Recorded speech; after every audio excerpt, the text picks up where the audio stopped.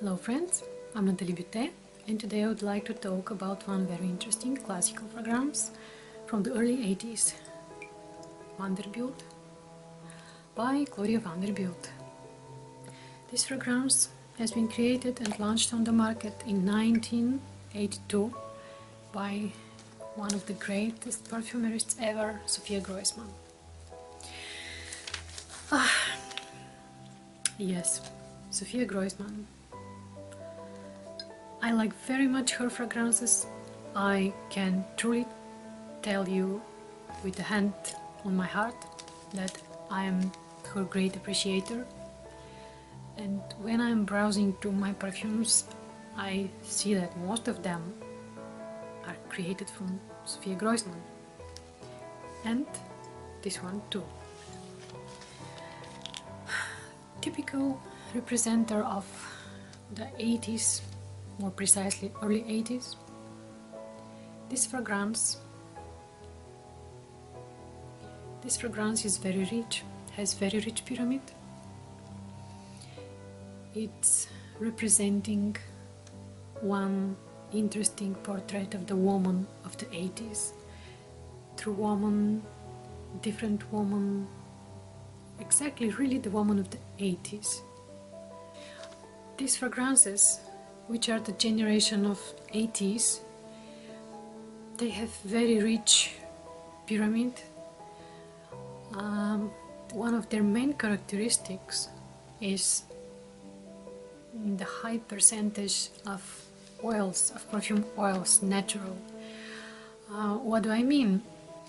Many of these fragrances, which are still available on the market today, they have been reformulated, and many of the natural ingredients from them are replaced with chemical dupes, let's say this way.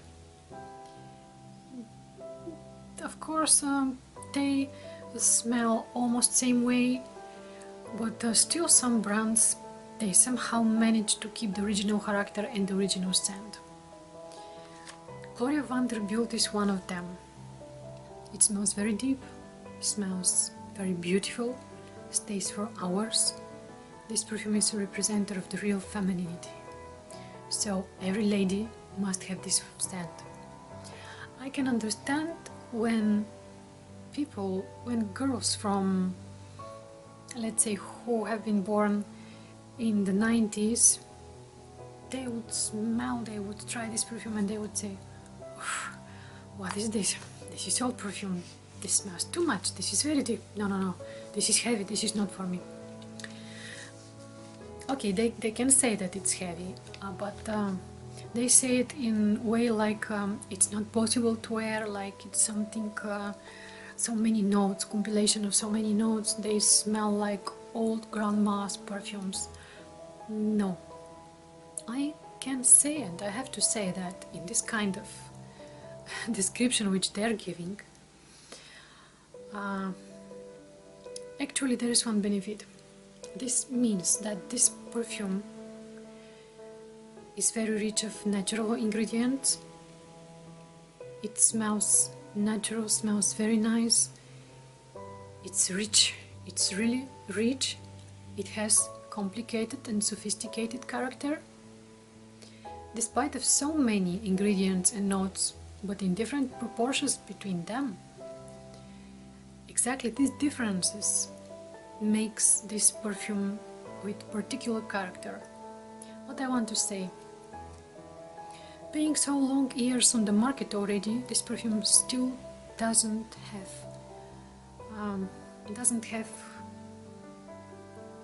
let's say, brothers and sisters. What do I mean? Nowadays we go into perfumery shop, we smell different perfumes. Some of them seems to us already familiar. They look like daughter's scent of some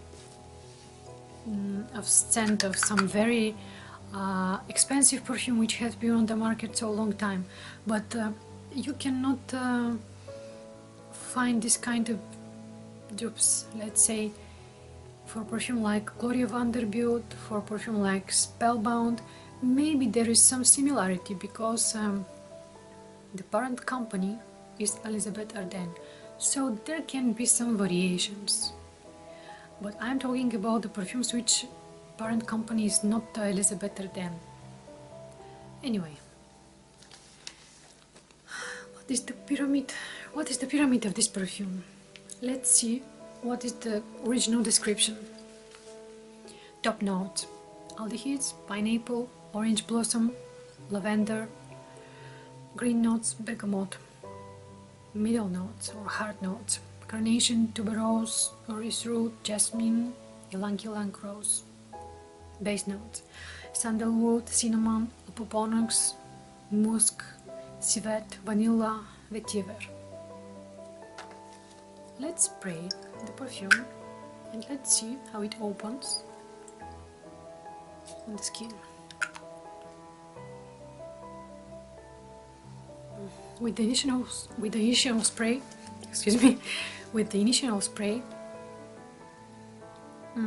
the green notes together with the bergamot are very powerful.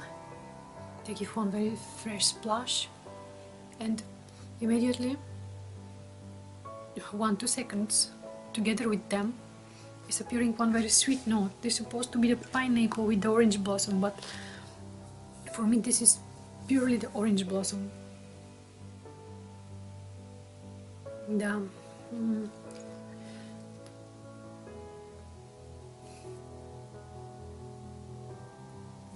It's very beautiful fragrance. Of course, still the top notes are. There is one feeling of luxury fragrance. There is one feeling of lightness, of light. Green notes here are very much exposed, very dominant, very fresh. Yes. The scent, this scent really, I can say it contains oils, because on your skin you can feel some oily residue. That's very good. It means that that's real scent. There are not only chemical replacements here of the real oils, and you can feel this. You can feel it in the. There is some depth inside. This is a multidimensional fragrance. It's not just you spray. Some notes are showing after they settle down, and all you feel after are some two notes in one interesting combination, and that's all. Maybe they stay 2-3 hours, maybe they're gone. No. Here with this fragrance, with this beautiful fragrance in this amazing bottle with Swan, this fragrance is very different. The scent settles down. So there is one very common, if you're familiar with Spellbound from Estée Lauder, there is one very common note here. This is the Carnation and Tuberose. These two notes, they are very intensive, and they really, when this perfume starts to settle down and to reveal its heart notes, these two notes really remind me Spellbound. Of course, Spellbound is little bit, I will use this word, heavier, but I supposed to say a little bit richer and more serious like character than just one idea more than GLORIA Vanderbilt. Iris root, you can really hear already. You can feel it, but where is the jasmine? Jasmine is somewhere behind the other notes. The sweetness of the Ylang-Ylang is here.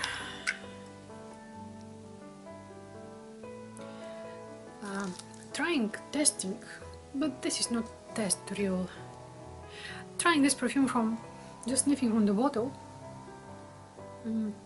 you feel one very pleasant, one very deep, very rich fragrance, and Carnation and Tuberose. Of course, this never should be an indicator of we should buy one perfume or not. We have to test it. We have to go also outside on fresh air.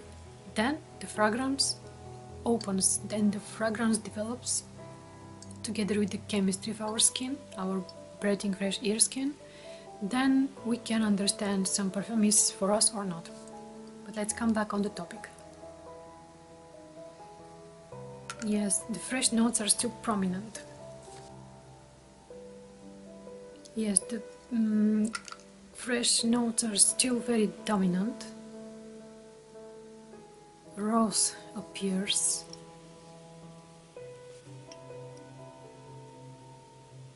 But the carnation, this is one very deep, very warm, yes, warm and deep floral note. It's like real carnation. It's blossom inside this bottle. Just you take it and you put it here inside, and it smells. If you like carnation, then you understand me. And more precisely, when I every time feel this fragrance, the first picture in my mind is red, beautiful carnation. Yes, swan and red, beautiful carnation. A little bit later, when the perfume already starts to settle down, you can feel the cinnamon. The cinnamon is very warm, hot note. It's not so dominant, it's not so bright. You can feel it just like a shade between these many colors, notes. Sometimes I'm calling the notes colors. You know what? I like to say that every perfume is composition. If you look at one perfume with the eyes of the musician, then everything comes to its place. Notes, maybe they're structured in pyramid, maybe they're not. When we can say that one perfume is really beautiful, really into harmony, really feminine, really in harmony with the nature, really smells like natural. Very simply, when it's very simple, when all its notes are together, sounds together in harmonical accord. In my blog, I very often use words like notes, of course about the ingredients, about them, and the word sounds. For me, one fragrance or one note, it sounds. It's not just something you feel, something, some trail of perfume. No, it sounds. It's really like music.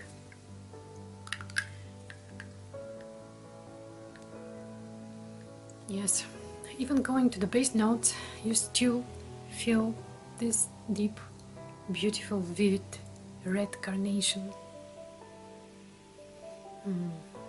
Here there is a little bit difference already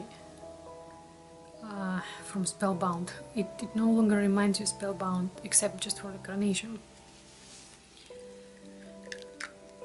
About the vanilla and vetiver and topoponax, I can say that vanilla, really you can feel vanilla. In this version, this particular version is from November 2014. Civet.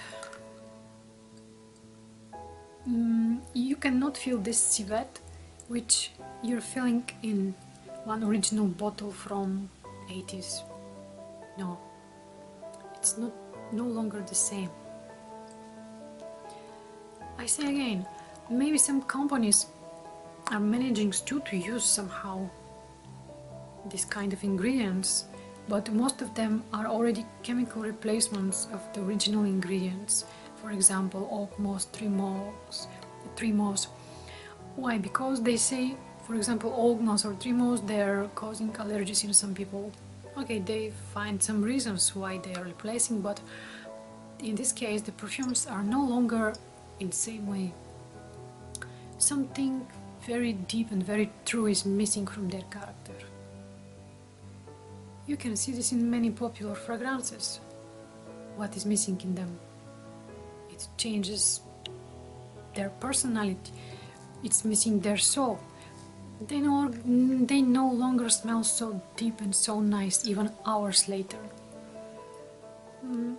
But this one is one of the representatives of the 80s, which is still very close to its character, to its warmth. This is one very beautiful fragrance. Every woman, every lady must have this perfume. No, this is not perfume for old women. And even this phrase, perfume for old women, it sounds very ugly. So let's no longer use it. What means perfume for old women? They were also very young, and exactly when they were very young, they were using this kind of perfumes. So something is changing. Something is changing in the fashion, something is changing in the perfumery industry. But the beauty of one perfume will be always its natural ingredients. So, ladies, you must have this perfume. Okay, find it, it's still available. You will try it. If you think that it's very heavy and maybe bothers the people around you, do this trick which I always recommend. You spray 1 or 2 times from this perfume, it's absolutely enough. 1 or 2 times in the ear, you make small cloud and you go through very fast. So in this way, the perfume will be no longer so intense, will be no longer bothering the people around you. But how such shediyar and masterpiece can bother somebody? It cannot. I recommend it. Thank you.